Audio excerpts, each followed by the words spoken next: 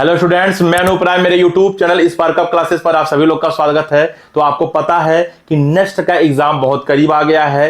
6 जून को इसका पेपर है। वैसे 6 जून को ही यूपी सीनेट का भी पेपर है। अगर कोई स्टूडेंट्स ऐसे हैं कि यूपी सीनेट का भी फॉर्म भरे हुए हैं, नेक्स्ट का भी फॉर्म भरे हुए हैं, तो आप अपने अनुसार देख लीजिएगा कि आपके लिए क्या सही होगा, कौन सा एग्जाम देना सही होगा। सबका अपना अपना चॉइस है, वहां मैं कुछ नहीं कह सकता हूं स्टूडेंट, ठीक है ना।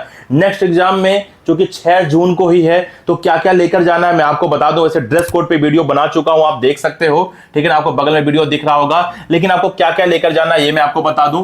आपको एडमिट कार्ड लेके जाना है, जो कि एडमिट कार्ड आपका ऑफिशियल वेबसाइट पे आ ही चुका था, आप जानते हो, ठीक है ना। तो एडमिट कार्ड लेके जाना है। एडमिट कार्ड आप डाउनलोड कर लीजिए। डाउनलोड करने के बाद उसका प्रिंट आउट निकलवा लीजिए, ठीक है ना। एडमिट कार्ड सबसे पहला जरूरी है, भूलिएगा मत, एडमिट कार्ड तो लेके ही जाना है। वैसे कॉमन बात है, हर एग्जाम में लेकर जाना होता है एडमिट कार्ड, ठीक है ना।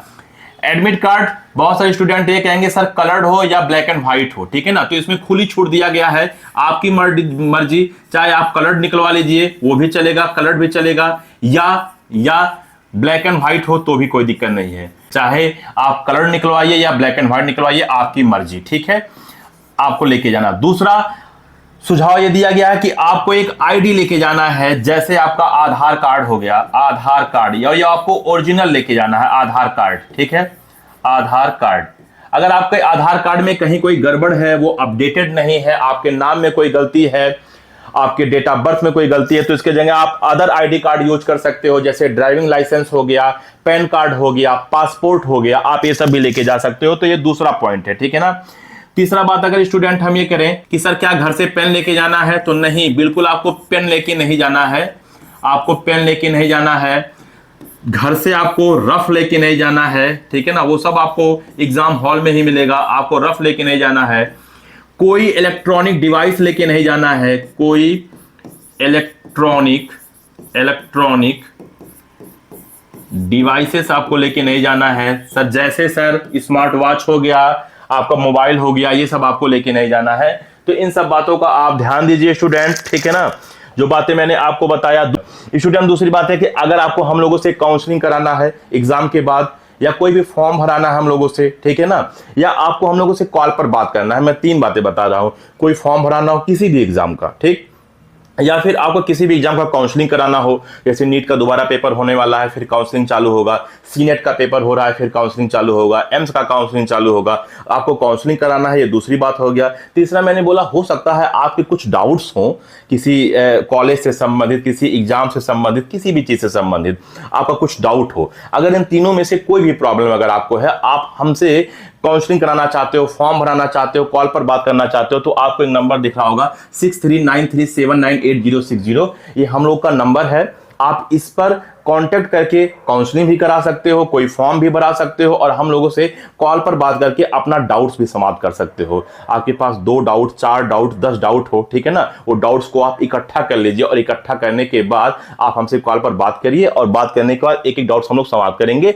प्रोसेस क्या है कि आपको इसी नंबर के व्हाट्सएप पे मैसेज करना होगा, अपना डाउट लिखना होगा कि सर हमको सीनेट से संबंधित या नीट से संबंधित बात करना है, ठीक है ना। उसके बाद आपके पास एक QR कोड जाएगा, आपको उस पर 200 का पेमेंट करना होगा, और पेमेंट करके उसका स्क्रीनशॉट भेजना होगा, और अपना नाम लिखकर भेजना होगा उसी व्हाट्सएप नंबर पे, यानी कि इसी वाले नंबर पे। जब हम लोग चेक कर लेंगे कि हमारे अकाउंट में पैसा आ गया है, तो उसके बाद आपके पास कॉल किया जाएगा और आपका एक एक डाउट समाप्त किया जाएगा। और मान लीजिए आप फॉर्म भराते हो हम लोगों से, आपका डाउट नहीं, आपको कोई फॉर्म भराना है, कोई भी फॉर्म निकला है, तो अगर आप फॉर्म भराते हो तो हम लोग फॉर्म का चार्ज बताएंगे। अलग अलग फॉर्म का अलग अलग चार्ज होता है, अब डिपेंड करता है कि उस फॉर्म में कितने स्टेप्स हैं, कितना कठिन है वो फॉर्म भरना, तो उसका चार्ज बताएंगे। और जब चार्ज बताएंगे तो आपके कॉल का पैसा नहीं लगेगा अगर फॉर्म भरते हैं। जैसे मान लीजिए किसी फॉर्म का हम 1000 रुपया ले रहे हैं भरने का, तो 200 रुपया जो कॉल का है ना, उसका नहीं लिया जाएगा, आपसे केवल व केवल 1000 रुपया लिया जाएगा, कॉल के बाद का नहीं लिया जाएगा। या फिर आप काउंसलिंग कराते हो, तो काउंसलिंग में हमारी पूरी जिम्मेदारी रहेगी, पहले राउंड से लेकर लास्ट राउंड तक आपके हम साथ रहेंगे, आपको कॉलेज दिलाएंगे, हर चीज हम लोग करेंगे, ठीक है ना। वो सब हम लोग की जिम्मेदारी है। और उस पे काउंसलिंग के दौरान आप कितनी भी बार बात करना चाहते हो, तो हम लोग आपके टच में रहेंगे, या तो आपके व्हाट्सएप पे आपको रिप्लाई करते रहेंगे, छोटे मोटे बात होगा, बड़ी बातें होंगी तो कॉल पर हम लोग बताएंगे, आप भी हम लोग पे कॉल कर सकते हो। तो उस टाइम पे अगर आप काउंसलिंग कराते हो तो भी हम लोग साथ रहेंगे, इसी नंबर पे आपको कांटेक्ट करना होगा। फिर आप कहोगे सर काउंसलिंग का चार्ज क्या है, फिर मैं बोलता हूं कि डिपेंड करता है कि कौन सी काउंसलिंग है। आप नीट की काउंसलिंग करा रहे हो, नीट में आप ऑल इंडिया कोटा काउंसलिंग करा रहे हो या स्टेट काउंसलिंग करा रहे हो, आप आयुष का काउंसलिंग करा रहे हो या किस कोर्स की काउंसलिंग करा रहे हो, ये सब इस बात पे डिपेंड करता है। आप किस स्टेट के हो, अलग अलग स्टेट काउंसलिंग कराते हो तो उसका अलग अलग नियम कानून है, तो उसके अकॉर्डिंग हम लोग पैसा बताएंगे। अगर आपको सही लगेगा तो आप करा सकते हो, लेकिन आप देखोगे तो और लोगों की अपेक्षा हम लोग कम ही पैसा लेंगे और आपके पूरा साथ देंगे, काउंसलिंग कराएंगे और साथ साथ आपके कॉलेज भी दिलाएंगे। तो ये बात भी आपको बताना था। तो ठीक है स्टूडेंट, आप अपना प्रिपरेशन रखें।